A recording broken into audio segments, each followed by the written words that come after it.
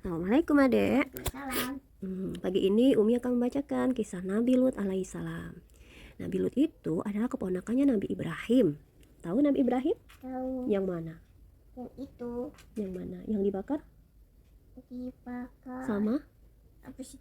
Sama api oleh Namrud ya, tapi tidak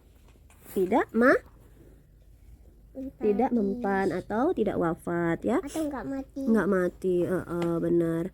Nah, si Nabi Lut ini ikut hijrah sama Nabi Ibrahim ya. Jadi dia meninggalkan kotanya kemudian singgah ke kota yang bernama Sodom. Di sana kaumnya itu banyak berbuat syirik dan keji. Tahu keji? Berbuat jelek, berbuat keburukan ya. Selama berdakwah, Nabi Lut sering ditolak oleh kaum Sodom, bahkan sering mendapatkan hinaan.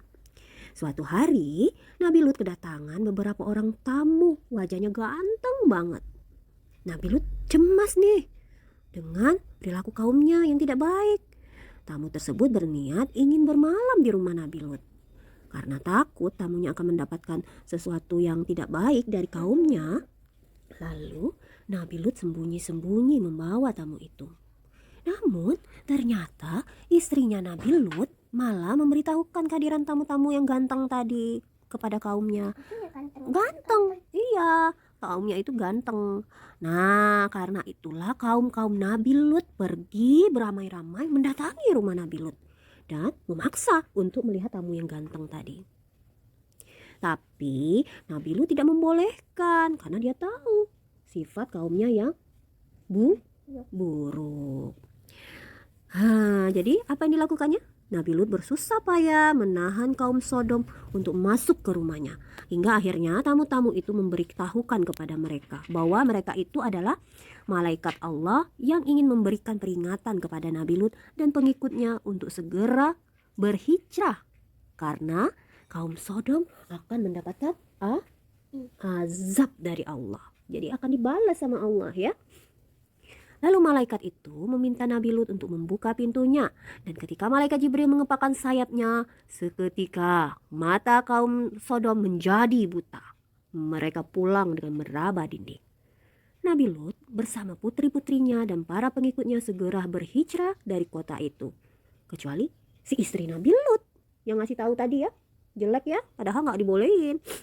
Ketika Nabi Lut sampai hijrah, akhirnya kota Sodom itu diazab sama Allah. Bagaimana azabnya? Tanahnya diangkat oleh Allah. Tanah Sodom tadi diangkat. Kemudian terjadilah gempa bumi yang dahsyat. Seluruh isi bagaikan dimuntahkan, dijungkir balikan sama Allah. Semuanya menjadi berantakan.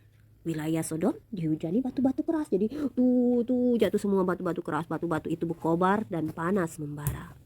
Itulah deh akibatnya kalau tidak taat sama Allah. Allah akan memberikan buktinya kekuasaannya.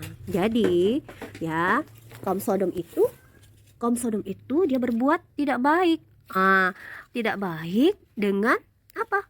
Dengan menyalahi fitrahnya. Harusnya laki-laki itu suka sama perempuan, bukan sama laki-laki ya. Kayak gitu ya. Menikahnya dengan laki-laki. Iya, kalau perempuan dengan laki-laki, kalau laki-laki dengan perempuan. Oke.